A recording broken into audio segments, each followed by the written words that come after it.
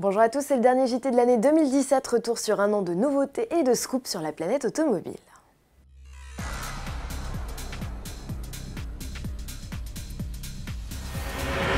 248, c'est le nombre de JT qu'il a fallu éplucher pour ressortir le meilleur de 2017. On en oublie certainement, mais résumer une année automobile avec sa pelletée de nouveautés et d'actualités n'est pas chose aisée, surtout en quelques minutes chrono. Ouvrons cette édition avec les modèles qui ont marqué l'année, et chauvins que nous sommes, commençons par les constructeurs français. Chez Citroën, le C3 Aircross a pris la succession du C3 Picasso. Comparé au Renault Captur et Peugeot 2008, il mise sur un design original. Autre chambardement chez le constructeur au chevron, l'arrêt de la C5 et de la C4. Cette dernière est désormais remplacée par le Cactus qui a abandonné ses attributs de SUV. SUV qui investit le catalogue DS pour la première fois. Le DS7 Crossback est l'un des coups de cœur des essayeurs de la rédaction d'Autoplus et de notre nouveau président Emmanuel Macron, qu'il avait choisi, rappelez-vous, comme monture pour son investiture. Autre coup de cœur d'Autoplus dans la catégorie des SUV, le nouveau Duster, modernisé à l'extérieur comme à l'intérieur. Le modèle de Dacia a su garder ses tarifs attractifs. Chez Peugeot, l'actualité n'a pas été débordante, avec pour seule grosse nouveauté la 308 restylée et la mise sur le marché du nouveau 5008. 2017, c'est aussi le retour d'Alpine. La nouvelle A110 avait séduit par sa plastique au moment de son lancement en mars. En fin d'année, elle a démontré toutes ses qualités dynamiques avec succès. Du côté de chez Renault, l'actualité aura été marquée par la présentation de la 4e génération de Mégane RS, d'un inédit Koleos qui n'a conservé de son aîné que le nom, et surtout de l'arrivée au catalogue d'un premier pick-up, l'Alaskan. Segment qui a également investi pour la toute première fois de son histoire Mercedes avec son Classics.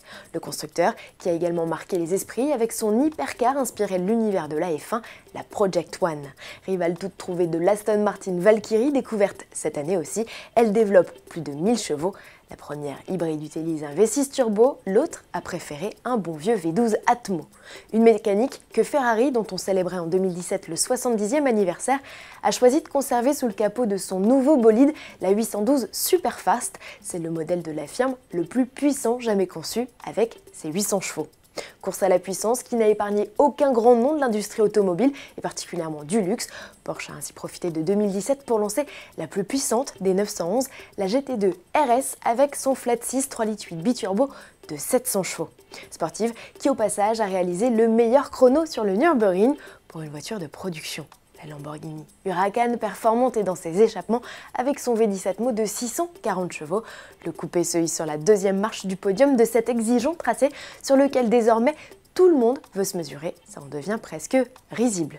Mais celle qui a mis tout le monde d'accord, c'est une voiture électrique chinoise encore sous la forme d'un concept. La NIO EP9 est devenue la voiture la plus rapide du monde sur ce tracé, sinon la plus rapide du monde. Tout court, on la connaît, c'est la Koenigsegg Agera RS. Sur une route fermée aux États-Unis, elle a atteint 457 km/h. La Bugatti Veyron est larguée. Heureusement, son héritière, la Chiron, ne compte pas se laisser faire. Continuons avec ses annonces gouvernementales et ses faits économiques marquants de l'année 2017. PSA a racheté Opel, le constructeur allemand et le groupe français collaboraient depuis 2012. Désormais, ils sont mariés, pour le meilleur et pour le pire. Il y aurait déjà de l'eau dans le gaz entre les deux. On n'arrête plus l'alliance Renault-Nissan. Pour la première fois de son histoire, le constructeur est devenu le numéro 1 mondial au terme du premier semestre 2017.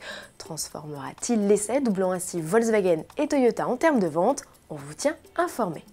En France, pour la première fois depuis 2009, il s'est vendu plus de véhicules essence que diesel. Enfin, l'écart sur l'ensemble de l'année se chiffre à 1436 voitures. Il faut dire que le diesel n'est plus en odeur de sainteté. Tout le monde veut l'éradiquer. Nicolas Hulot, ministre de la Transition écologique, le premier. Quoi qu'il en soit, l'objectif du gouvernement est désormais clair. Il veut interdire la vente de voitures à moteur 100% thermique d'ici 2040.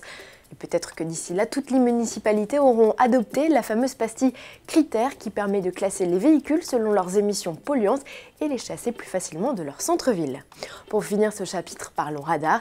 La trouvaille de cette année 2017 confiait la gestion des voitures radars à des sociétés privées et non plus aux gendarmes. Après des tests en février, le procédé a été définitivement adopté en septembre. Enfin, le premier radar piéton a officiellement débuté sa carrière dans l'Hérault. Sa mission, verbaliser les automobilistes qui ne respecteraient pas le passage d'un piéton engagé. Il est l'heure à présent de souffler quelques bougies. L'année 2017 a été ponctuée d'anniversaires, comme celui de la Fiat 500, un modèle écoulé rien que sur ses 20 premières années de carrière à plus de 4 millions d'exemplaires. Et la success story continue aujourd'hui.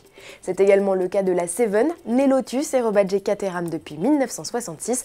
Le roadster anglais a aussi fêté ses 60 printemps.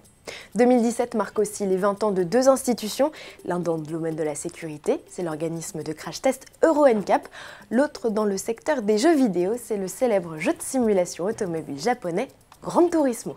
Un dernier anniversaire pour la route, c'est celui de Renault en F1. Il y a 40 ans, le constructeur confiait la RS01 à Jean-Pierre Jabouille, une monoplace que les Anglais surnommèrent la théière jaune, en clin d'œil à ses casses de turbo à répétition. La transition est toute trouvée pour vous parler du 4e titre de champion du monde de Lewis Hamilton. Le Britannique affole les compteurs, tout comme son écurie Mercedes qui a empoché au terme de la saison son 4e titre d'affilée. Discipline reine qui a vu en 2017 le départ de son iconique dirigeant Bernie Ecclestone. En rallye, pour la première fois une écurie privée s'impose. M-Sport peut dire merci à Sébastien Ogier et Julien Ingrassia qui ont mis à profit leur expérience pour hisser au plus haut la Fiesta. Au passage, le duo français empoche un 5e titre mondial. Coup dur en endurance, Porsche a annoncé son départ de la compétition pour mieux se consacrer à la Formule I. Le constructeur termine l'année sur un titre et une victoire aux 24 heures du Mans. Toyota, qui a enchaîné les déconvenus sur cette 85e édition, a confirmé sa présence pour 2018. Il sera l'unique constructeur officiel en LMP1. Pour finir, clin d'œil à Fernando Alonso qui a impressionné pour sa première course en IndyCar à Indianapolis. Sébastien Bourdet, lui, se remet doucement après son terrible accident aux qualifications. Il sera au départ des 24 heures du Mans 2018. On aurait pu vous parler de 1000 autres choses, mais on n'a plus le temps. Merci aux nouveaux internautes qui ont découvert notre JT cette année. Merci aux autres pour leur fidélité sans faille. On se retrouve l'année prochaine pour de nouvelles aventures et de la part de toute la rédaction d'Auto Plus, meilleurs vœux à tous.